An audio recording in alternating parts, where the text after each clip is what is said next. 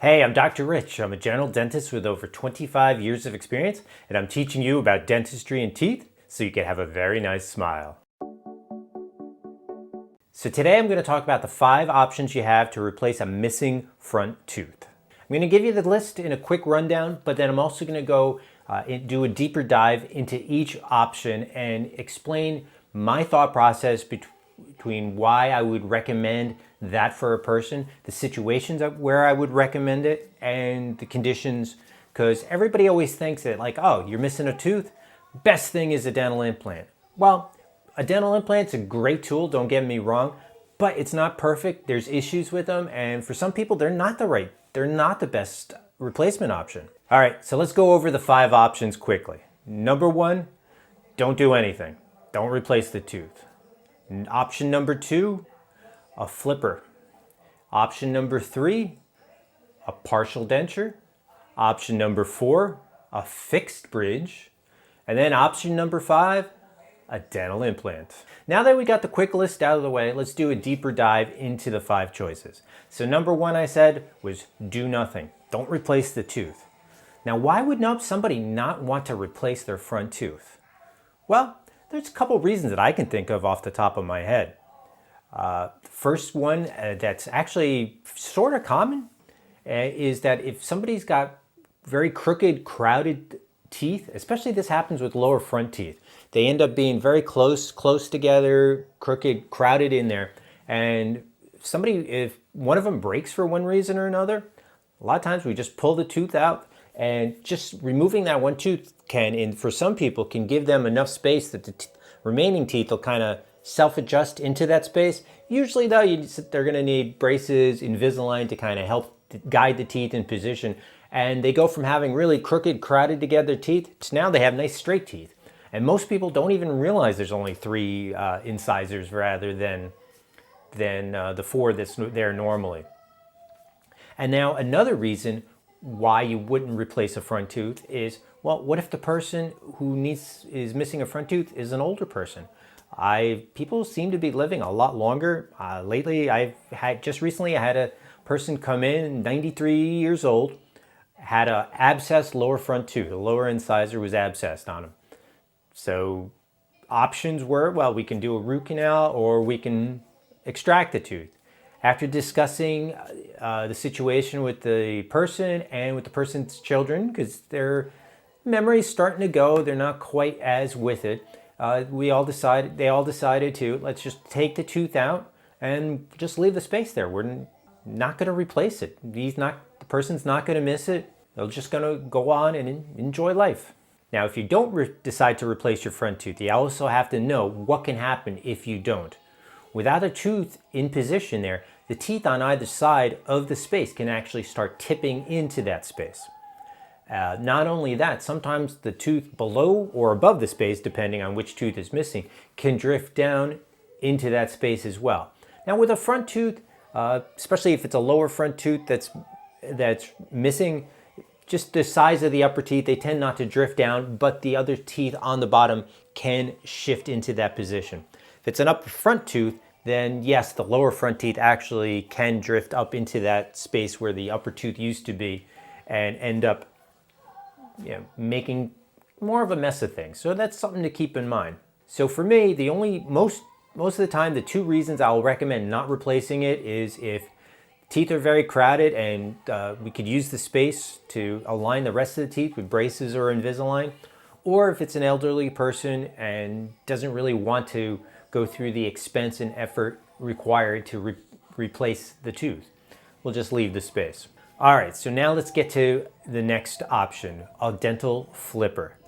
So I made a whole video about dental flippers showing the different types of dental flippers, from the hard acrylic to the flexible plastic styles.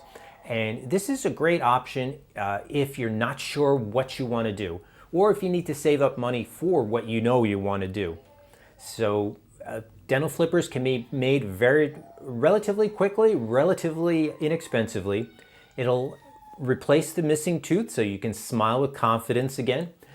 Having a flipper in between the other teeth will help the teeth will help prevent the teeth from shifting too much. They'll still shift a little bit because the flipper's not rigidly attached to the other teeth, but better than leaving a space. You will be able to smile with it. Most of the time I tell people don't expect to eat with it, but some people actually with those little flexible flippers actually are able to eat pretty well with it. And so if this is something where you're not sure how to replace the tooth, if you want to go with a fixed bridge, you want to go to an implant or like a traditional removable bridge, then get a flipper, wear it for a bit and see how it goes. You can always get a dental implant after you get the dental flipper. You could always get a fixed bridge if you really want one, if you decide not to get the dental implant. And the cost, again, the cost of a dental flipper is the least expensive replacement option. So even if you do change your mind, you're not breaking the bank by having this as kind of like a interim restoration.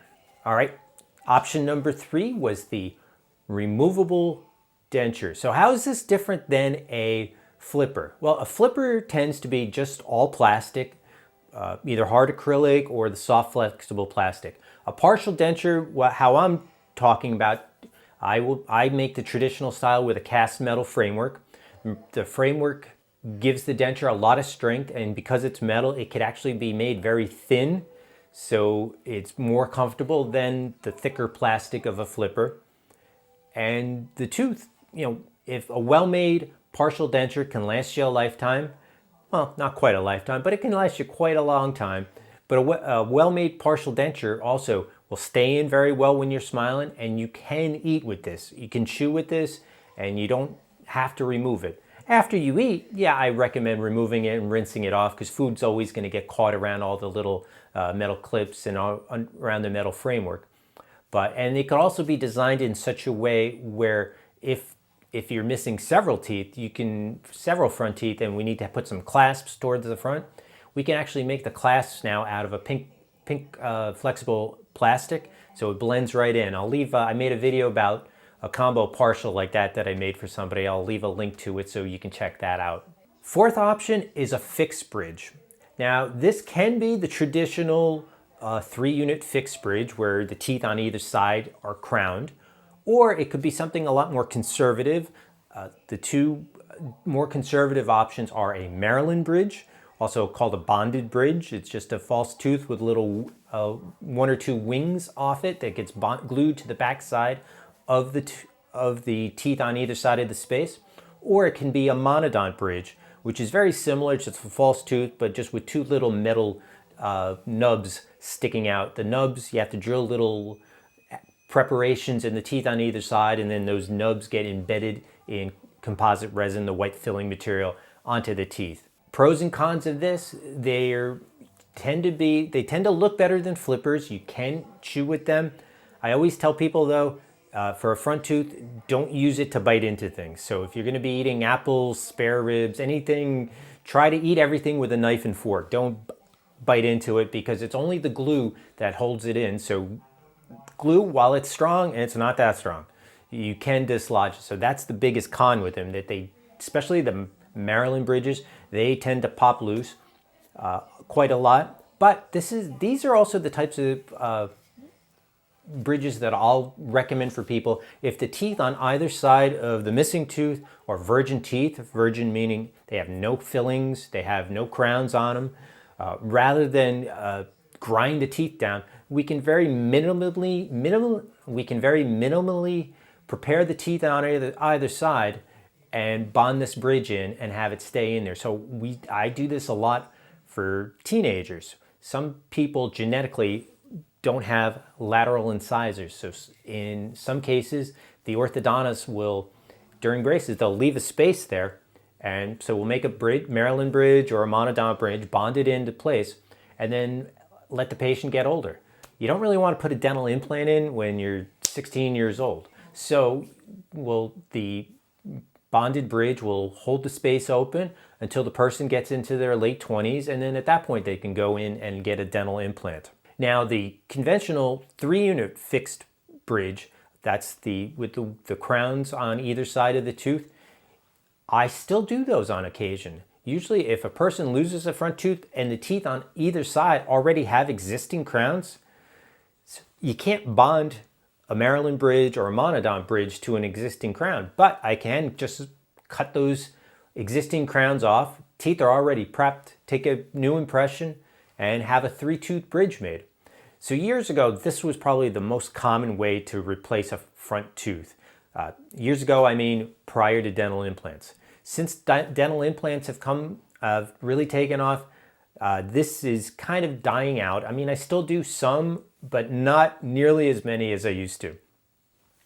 And that leaves us to the last choice, a dental implant. This is going to be the most like having your own tooth. It's a freestanding tooth, not attached to anything else. It's strong. You're never going to get a cavity around it. The implant's made out of titanium. The crown on it is made out of porcelain. Looks good. You do have to take care of it. You still have to brush and floss it very well. That is what I usually recommend for people. Now you're thinking, why wouldn't you just make that the only option? And why give all these other options? Well, there are situations where a dental implant just isn't feasible. If somebody has been taking bisphosphonates, those are medications that help with osteoporosis. If you're on them for a long time, or especially if you've had IV bisphosphonates, you can end up with a condition called osteonecrosis. So any type of dental surgery, the bone won't heal. So it's best to avoid having any type of dental surgery. So dental implants out. Also, if say you lost one of your upper front teeth and it was due to trauma, or you lost your front tooth a long time ago and the jawbone has shrunk quite a bit, so there might not be enough bone for the implant currently. You could always go and get a bone graft, but some people don't want to go through the extra expense and extra time needed for the bone graft to take. I had a patient who they ended up losing one of their front teeth in a car accident. They had a removable bridge for a while, finally decided to get a dental implant to replace the tooth. So sent her to the oral surgeon. She definitely needed a bone graft. He did a bone graft. After it healed, it didn't work out. The surgeon had to go back in, do another bone graft, and that one finally healed, and they were able to put the dental implant in. But that process took a good 2 years, start to finish. And then some people just don't like the idea of having dental implants, the metal, the titanium implanted into their mouths. That's a personal preference. The titanium alloy that's used for dental implants is actually very biosafe and very biocompatible. I mean, that's how it works. Gets placed into the jawbone, and the bone actually grows tightly around it and locks it in place. So, but everyone's different, to each their own. If it bothers you, it bothers you. Who am I to say? If it was up to me and I lost a tooth, I'd be getting a dental implant. Another thing to keep in mind though with a dental implant is don't get them while you're too young. Dental implants are not attached to the jawbone the same way a tooth is. A tooth actually has a little ligament that attaches the tooth to the jawbone. Dental implants don't have that. They're actually more like you ever see somebody with a baby tooth that's been ankylosed, so it's in there, they never got the adult tooth, but that one baby tooth is much shorter than the rest of the teeth. That's because the other teeth continue to grow, but the baby tooth doesn't. It doesn't have that ligament that allows it to grow.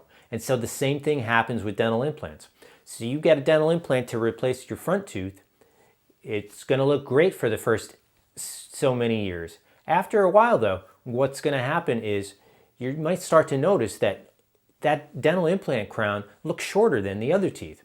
And it's not that it's shrinking, it's just that the other teeth are growing or moving, and the dental implant's not. So what could happen to some people, not everybody, is down the road the crown needs to be replaced with a longer crown, but then, hopefully they don't have a high smile line because it may look a little like they have one long tooth. But that doesn't happen to everybody. Something to be aware of, so it's not a surprise 10, 15 years down the road. Alrighty, so I hope I went over my thought process as to what recommendations, what are some front tooth replacement options. Any questions or comments, please leave them below. But thank you guys for watching. I appreciate all the support you guys are giving me. I love presenting information and teaching about dentistry and teeth. All right, see you in the next one.